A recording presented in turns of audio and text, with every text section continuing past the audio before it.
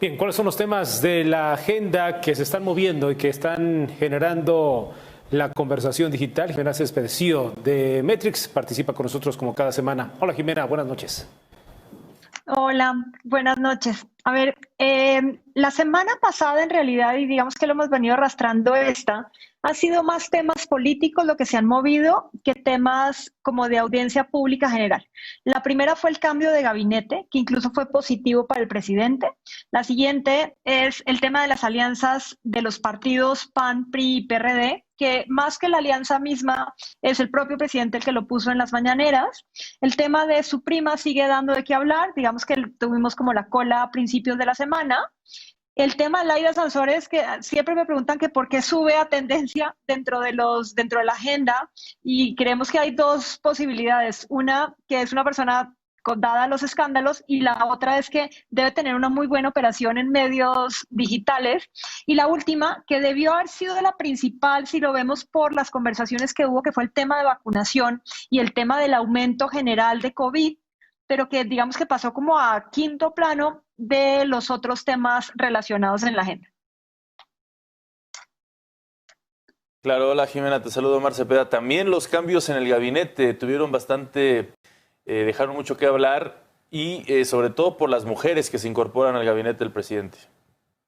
Eso es correcto. Acuérdate que hemos venido hablando que hay poca empatía del presidente con los temas femeninos en general, o sea, con los temas de mujeres, con los temas de las muertes, o sea, digamos como que no habíamos visto al presidente muy empapado en eso. El hecho de que haber nombrado mujeres como que subió un poco el nivel relacionado con el posicionamiento del gobierno federal frente a las mujeres, y el otro es que sí puso a mujeres cercanas a él. Entonces, digamos que por un lado fue muy positivo, o sea, la gente sí aplaudió que tuviera esa diferencia de género en esto, pero también lo que dijeron es parte de las nuevas eran desconocidas, y a Tatiana Cloutier específicamente sí la atacaron por decir que no tenía las capacidades para ocuparse de la Secretaría de Economía.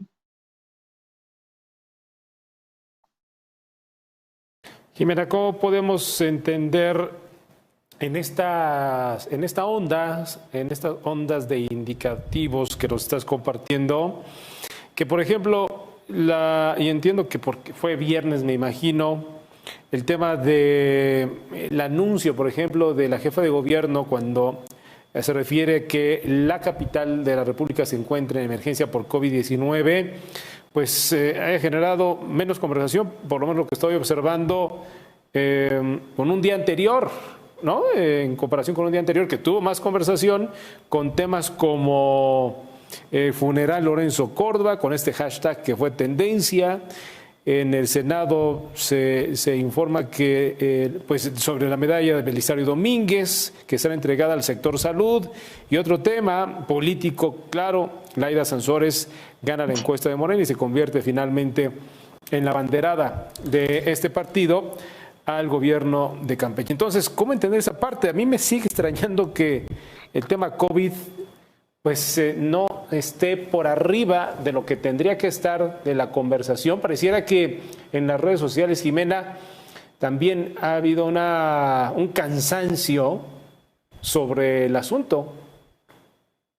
Digamos que hay dos fenómenos que hemos venido viendo. La primera es que el COVID en general ya no es una sola conversación, como que está difuminada entre los hospitales que están llegando a saturación. Digamos que aunque la conversación principal es en la Ciudad de México, en otros lugares de la República está, entonces cada quien está hablando de su región.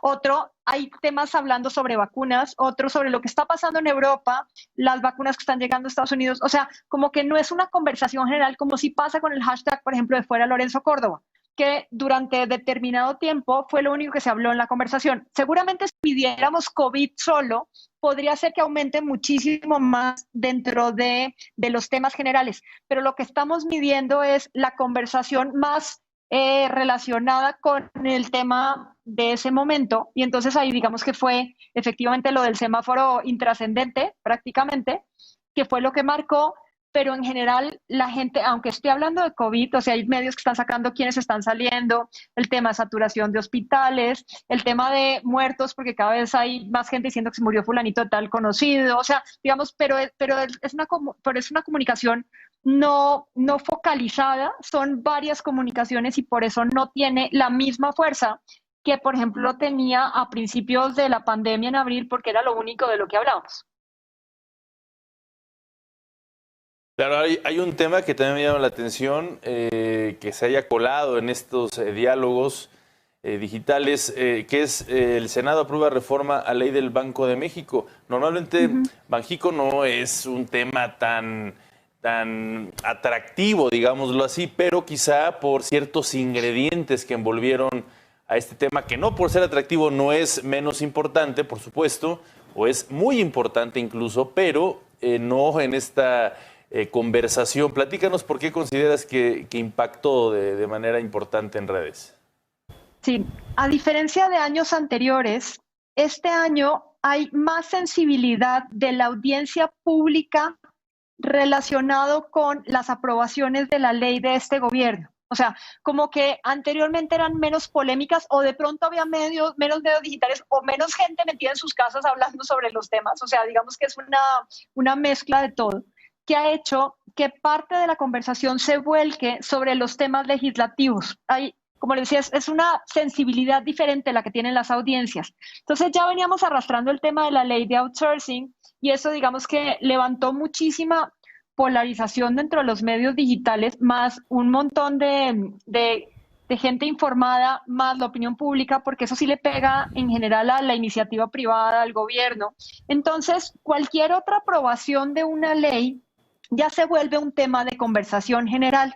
Y en el tema específicamente del Banco de México, no fue solamente por eso, sino que había una persona muy polémica metida dentro de la conversación, que es Salinas Pliego. O sea, en medio de todo, ya veníamos arrastrando este nombre desde hace varios, o sea, desde que entró el nuevo presidente, o sea, por algunos escándalos o por temas, por ejemplo, como el tema de COVID, en donde él decía que tendríamos que salir. Entonces, esas cosas mezclan el tema de legislación, que ya lo estamos teniendo como más presente entre los medios digitales, más el ingrediente que tú mencionas, y entonces se vuelve algo de opinión pública, por lo menos informada, que se está metiendo al tema. Adicionalmente, sí hubo muchos actores de medios tradicionales digitales posicionándolo y a favor y en contra, o sea, dependiendo de la postura de cada quien. Oye, Jimena, y se me ocurre que en las próximas entregas vas a tener que poner un apartado que se llame Senador Samuel García, ¿no? Pues hoy lleva 2 días así en donde todo el mundo conoce, pero dicen que no hay prensa mala, ¿no? Entonces vamos a ver qué pasa, porque además ya había subido cuando el famoso TikTok, o no sé qué había sido del video con la señora, que tampoco le ha ido muy bien y lo habían tratado de Es que machista. un día es tendencia, otro también, una ocurrencia otro día, ¿no? Un malentendido otra vez. El tema es que ya sea que se saque de contexto o no, dice lo que dijo.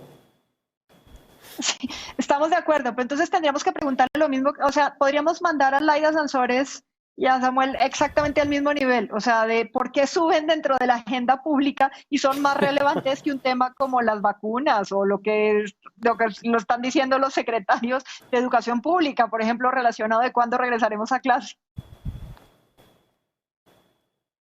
Sí, es que lo que comentabas, Jimena, personajes políticos como él, me parece que aunque hagan el ridículo o digan una serie de galimatías, pues logran impactar, y me parece que uno de sus objetivos y estrategias es esa, impactar en las redes sociales a un sector quizá de jóvenes, precisamente para obtener sus dividendos políticos. En ese sentido, ¿cómo fue esta semana benéfica o perjudicial para el presidente Andrés Manuel López Obrador, su gobierno, su gabinete, desde tu perspectiva? Mira, hoy justo, con la pregunta que te habías hecho, o sea, el comentario, leí un mensaje buenísimo donde decía, ¿por qué la gente cree más en las teorías de conspiración y en el espectáculo, porque para creer en una teoría científica había que estudiar. O sea, digamos que me pareció, digamos que el mejor comentario que he leído al respecto. Pero eso no tiene nada que ver con cómo le fue al presidente. Al presidente le fue bastante bien esta semana. Acuérdense que llevamos varias semanas con una actitud muy negativa, incluso la semana de su informe del segundo año no le fue nada bien porque veníamos arrastrando lo de su prima. Esta vez le va bien por dos cosas. Uno, por el tema de las vacunas. Eso, digamos que le da confianza frente a la opinión pública general. Y el otro, el cambio de gabinete, sí le sirvió, sobre todo en temas como el hecho de que sean mujeres, el hecho de que hayan modificado parte de su discurso relacionado con lo que iba a pasar en el futuro. Digamos que esas cosas le ayudan principalmente, y también, aunque no es completamente positivo, el hecho de tener sus adversarios políticos juntos le da fuerza a su discurso en el tema de corrupción y el tema de que son lo mismo. Eso también le ayudó.